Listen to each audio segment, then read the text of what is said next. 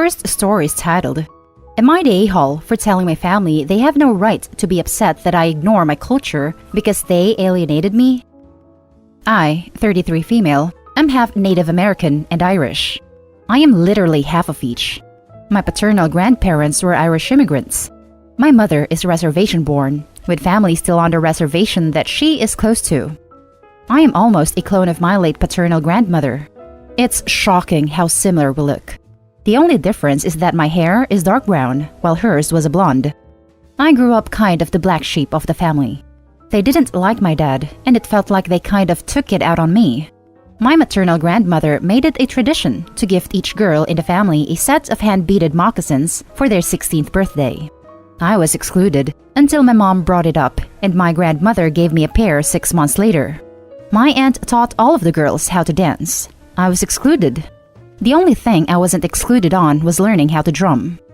My paternal grandmother lived with us, and she knew they treated me differently. She made it a point to teach me the folklore, her recipes, and all about our family. My sense of taste in decor is also very Irish. I moved far away from everyone after college, and I really haven't looked back.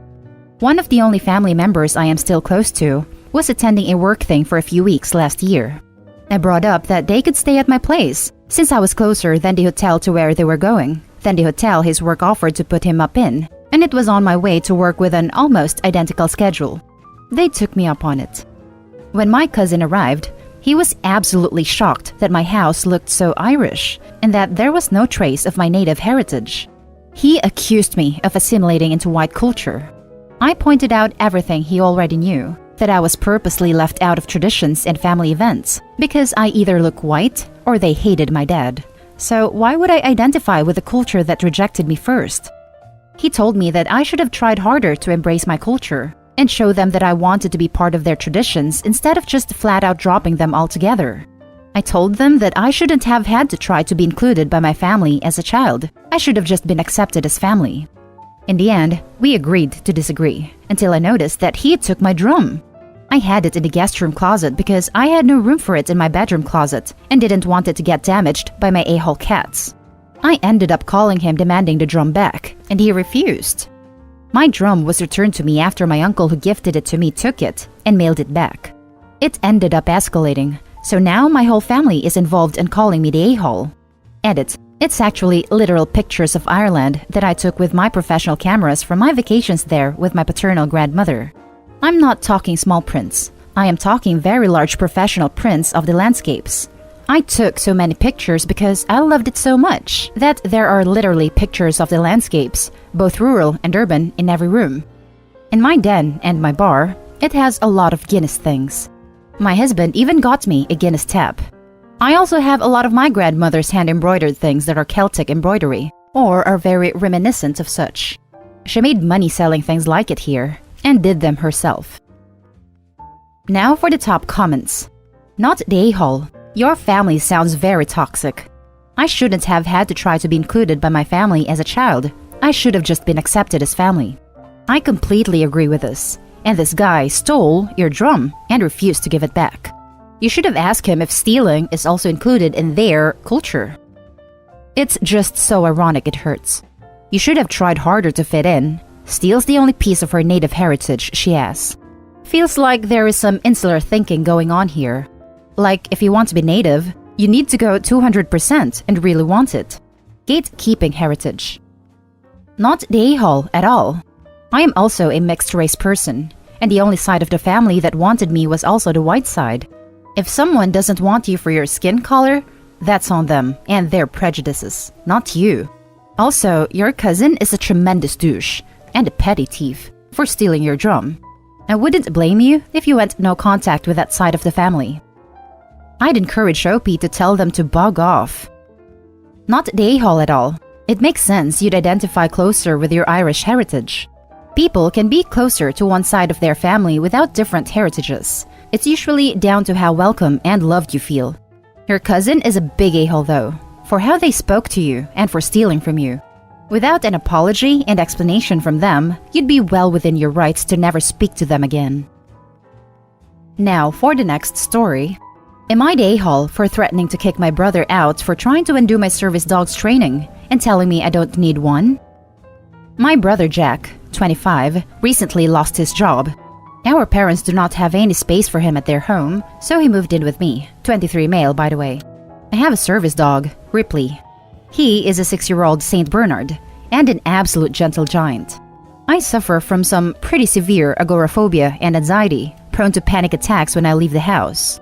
Ripley is a godsend and has been helping me get my life back together. Jack doesn't really like that I have a service dog though. He doesn't believe that mental health issues are a big deal and that I just need to get over it. Which, let's be real, is a lot easier said than done. We've never been particularly close, and he has often accused me of being an attention seeker. Due to the fact that Ripley is a service dog, it is very important that I keep on top of his training, and I have a strict routine that both Ripley and I follow. However, around 3 or 4 weeks ago, I woke up to Ripley growling. Upon further inspection, I saw Jack holding a lead and trying to pull Ripley out of my bedroom. I intervened and Ripley ran to my side. Jack told me he just wanted to save me the trouble of walking Ripley and had taken it upon himself to do it instead. I explained to him that this is not appropriate and that I am the one who walks Ripley. He seemed to accept this at first. But over the past couple of weeks, he's been going out of his way to go against my wishes. He tries to feed Ripley at different times, tries to give him food off his plate, will try to pet him when we're out in public, when Ripley has to be focused, etc. Literally anything to undo his training, which he admitted kinda smugly one night when he'd had a drink. Eventually, I snapped at him and told him give it a rest. He fired back that Ripley must be absolutely miserable as he has no time to be a normal dog. This is, of course, completely untrue. He then called me an attention seeker and said I'm not physically disabled, so I do not need a service dog, and that the only reason I had Ripley was to get attention from strangers. I threatened to kick him out, and Jack went silent and left the room. Later, I got several angry texts from family members for threatening to leave my own brother homeless. I do regret it, as I think I went a bit too far. Jack is absolutely terrified of having nowhere to go, and the threat might have been a bit cruel.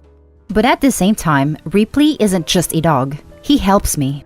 He calms me down from panic attacks, helps/gives me reason to leave the house, and just generally makes my life easier. And doing his training would completely destroy that. Am I the a-hole? Now for the top comments. Not the a-hole. Kicking your brother out is a proportionate response if he continues to interfere in your treatment/accessibility. It's a proportionate response if he interferes with the care and training of your animal. Your family members who are so outraged about your response? That's good news. Your brother can depend on them if he finds his current living situation untenable. Thank you. They all conveniently don't have a room for him. I wonder why. Not the a-hole. Kick your a-hole brother out anyway. He's admitted he's sabotaging your medical equipment, and do anything your problems are real. Cut him off and cut him out. The only thing stopping me from doing so is that he doesn't have anywhere else to go. But thank you. First, thank you for all the support, you guys. The kind comments really mean a lot, and I've been trying to read each and every one of them. I've seen a couple questions in the comments, so I figured I'd just answer them here. Ripley is a service dog, not an emotional support animal. He helps ground me during panic attacks, helps me remember to take my medication, and brings my medication to me. I can't say the other thing he does because of the rules, but when I'm in a dark place and trying to do something I probably shouldn't, he is trained to interrupt me and prevent me from doing it. My family know exactly what Jack is like. They all conveniently had no space at their houses to take him in, as they don't want to deal with him. They also do know how bad my anxiety is, and agree that Ripley is the best thing for helping me deal with it. If they think any differently, then they haven't let on. And thank you to the people who mentioned that having Jack here is making Ripley uncomfortable. I feel like a horrible person for letting him stay so long and making Ripley deal with that. He's a good boy and shouldn't have to be uncomfortable in his own home. I have texted several of my family members, including my parents, with my side of the story. Turns out Jack has twisted it a little bit. I told them that they are welcome to take him in, but I cannot keep him in my home anymore as he is putting myself and Ripley at risk.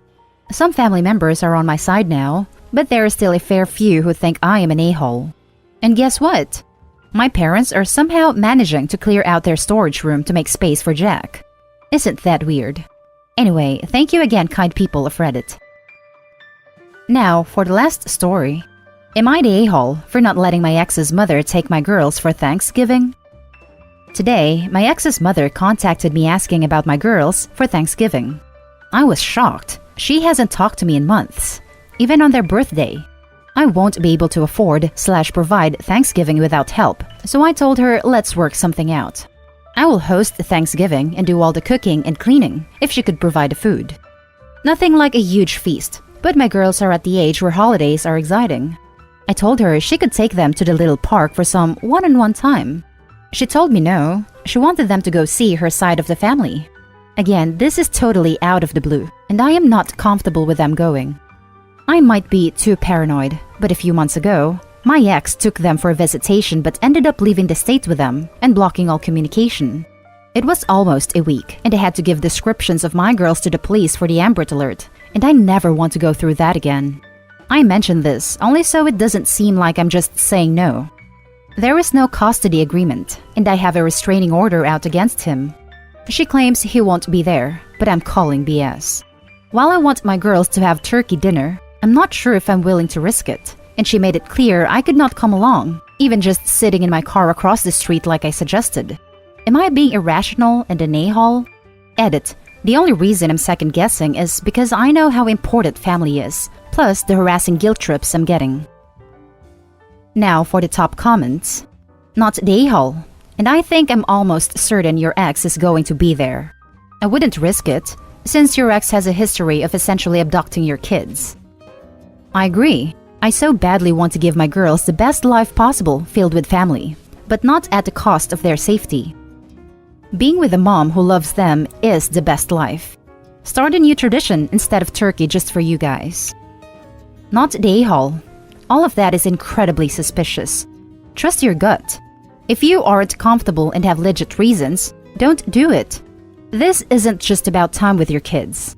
Otherwise, she would agree to a joint event or allowing you to come with. This is clearly about separating you from the kids. No way this is going to end well if you agree.